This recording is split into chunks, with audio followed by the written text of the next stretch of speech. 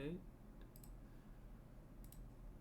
Hello, my name is Dalton Duke, and I'm part of the team with Fallon Harris and Dorian Norris. I am the team leader for this group, and so the topic that we chose for assignment 1 over any regulation pertaining to risk or risk management was the CERCLA Act of 1980. Its full term is actually the Comprehensive Environmental Response, Compensation, and Liability Act, but it's also just called the Superfund. So we have done over all this, and hopefully this is very informative and pretty cut and dry for everything. So there are 5 sections to this. The overview, history, use cases, importance, and summary, of course. Starting out is the overview. And the Comprehensive Environmental Response, Compensation, and Liability Act, or CERCLA, was created in order to provide funding and authority to clean up environmental hazards from abandoned waste sites. So, enacted by Congress at the end of 1980, the law imposed a new tax on chemical and petroleum industries, the revenue of which was pooled into a trust fund to be used to clean up hazardous materials as they may be released from waste sites that are long abandoned. This act has also granted the EPA the authority to intervene and hold involved parties responsible with both short-term and long-term actions. Now, of course, that brings up what is the EPA.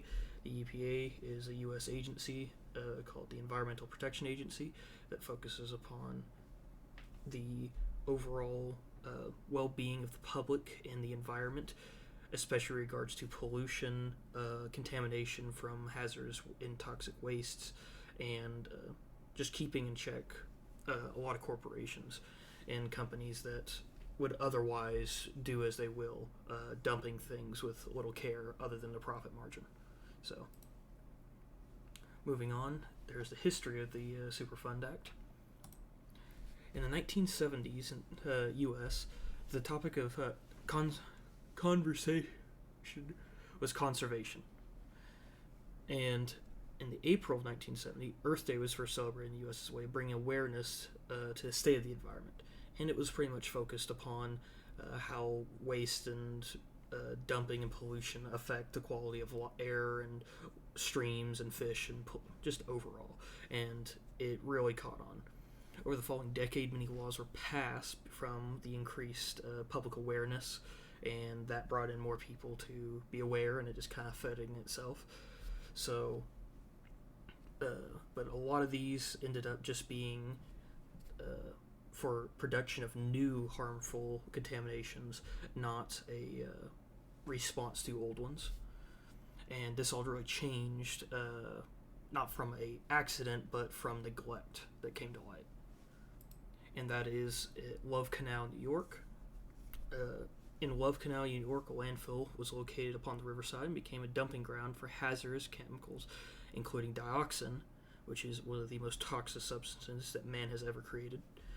It was found that the hazardous chemicals were leaking into the river through improper handling of waste, and ultimately what that became is that they were dumping just barrels and barrels of all these different types of chemical wastes into the ground, burying them, and they thought that was it. Who cares? Let's move on. And those storage were not rated to those chemicals. They decayed, they rusted out, and those chemicals ended up leaking into the groundwater and then going on into the surrounding areas and water supply. The land was then sold later to the local school board for $1 under the stipulation that that company would not be held accountable. The company also did not fully tell about the severity or the toxicity of the products to the school board, just that was a chemical dumping ground. And at that point in time, they didn't really think anything much of it. So, but when the true severity started coming to light, the government became involved in the evacuation and containment of the area. This between the building of the school and the intervention of the local government agencies was somewhere over 20 years. In that time, almost immediately after the school was built upon part of that landfill, reports of foul odors, burns, nausea, black sludge, tar, headaches, rare chemical reactions, and defects were starting to form. There was also an unusually high rate of cancer, stillbirths, and other defects in childbirth, which is very sad. So this was neglected for quite a while, and then finally, after many years of petitioning, an investigation was finally launched in 1978, which then determined that the site was a, quote, extremely serious threat to health and welfare of the residents.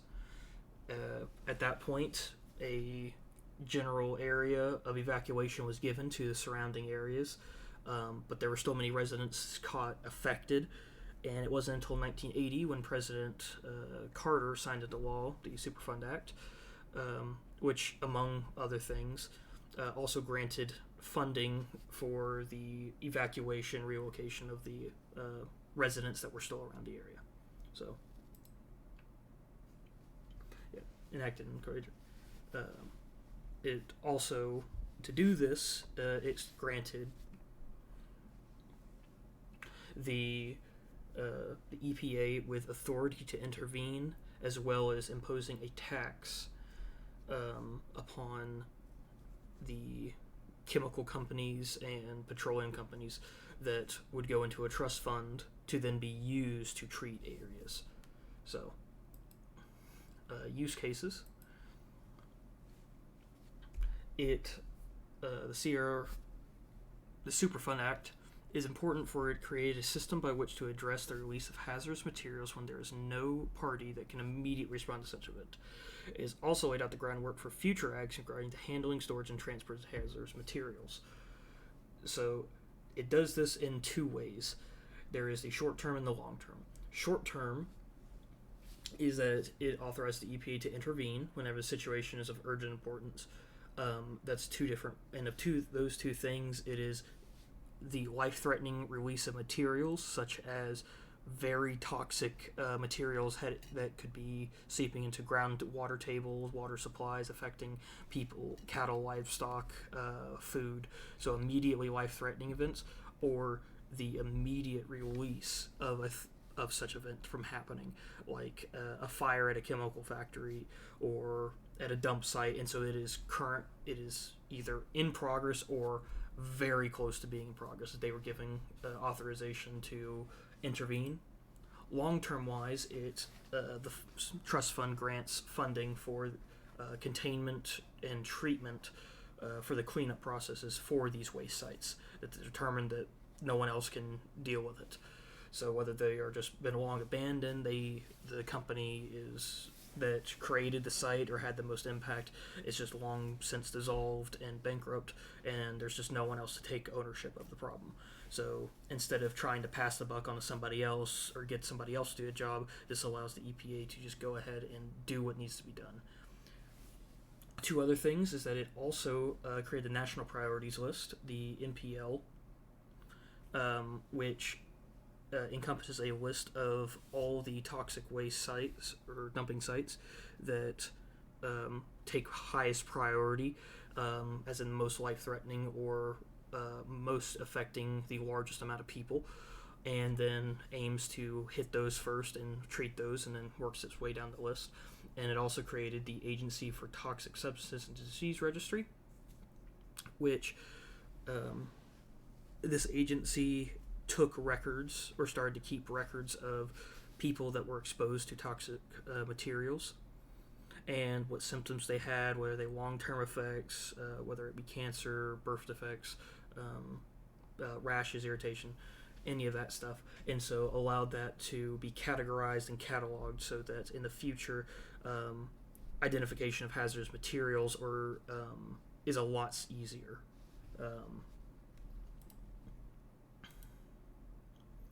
Now, moving on to importance. Um, there's many reasons why this is important, not just for the cleanup operations, but pertaining to risk management and risk assessment as well. It is very important. So, first, the abandoned sites. So it created a system of authority to treat the abandoned waste sites. This also allowed them, in the process of treating the sites, gave them insight as to how these situations came up. Was metal or containment things that they thought was good, it actually failed after 5 or 10 years of neglect. How did the reactions with the chemicals interact with plant life, groundwater, cattle, or other livestock, and how did that make its way into humans? What methods does it did? That gave a lot of valuable insight as to the handling and storage of hazardous materials, which then was passed down to the public and to the companies to change their ways through more regulations later down the line. It also sought out to responsible parties to take ownership of the mess and pay towards cleanup. Now, some sites that was just impossible, but if they could, they were going to get the money back for the cleanup operations and make people that were responsible take ownership of it. As for risk assessment, creating the MPL and the ATSDR really helped with evaluating the risks of how bad and how severe the places of these sites are, not just to the public, but if left unmanaged in the future. So that also allowed them to give good insight as to the risk associated with handling such things, what symptoms that will exposure cause, what precautions you need to take to treat it before it gets out of hand. And so assessment-wise, very important. Now, risk management-wise, it's also very important because it ultimately set the groundwork for future acts. It helped to create many resources in the prevention of unplanned releases and exposure to hazardous materials. After responding to a waste site, the EPA would then investigate the severity and scope has on the environment. If short-term cleanup was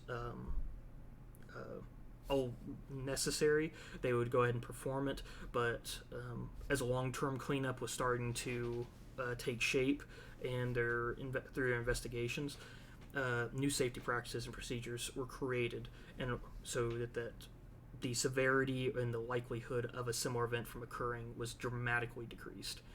And so ultimately, risk management, the reason it's so important is because it set the groundwork and the mentality for the EPA to not only just react to a problem that would occur, but to actively seek out possible areas or failure points to prevent them from occurring. And that mentality is very much different than just treating a solution. A quote in this regard would be, "An ounce of prevention is worth a pound of cure."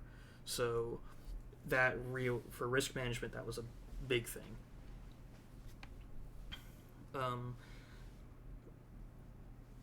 And then moving on to the summary.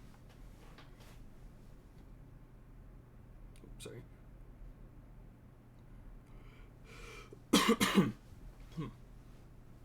Moving on to a summary.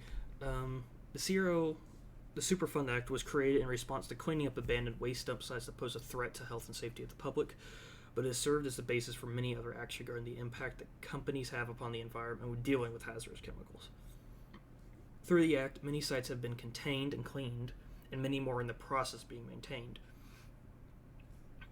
It has given the EPA valuable authority to investigate the causes of accidents and releases, and then pass that knowledge on to the public. It has also kept the public informed with the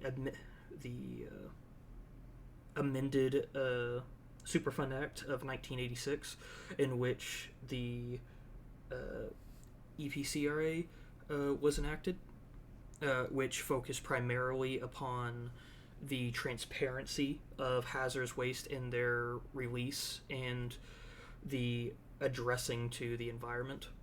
that a company needs to have. Sadly, these were also came through trial and error and other incidents happening. The DuPont chemical release into the river, I believe, happened in 1984. So that obviously would have affected the amendments of this, that more change was needed, but ultimately it was a step in the right direction. It was a step towards treatment of the issue as at large, and because of that is just a very valuable regulation that has been enacted and continues to be enforced by the EPA. So I hope this was very informative. I hope it was fairly cut and dry and not beating around the bush too much. So thank you for your time and listening.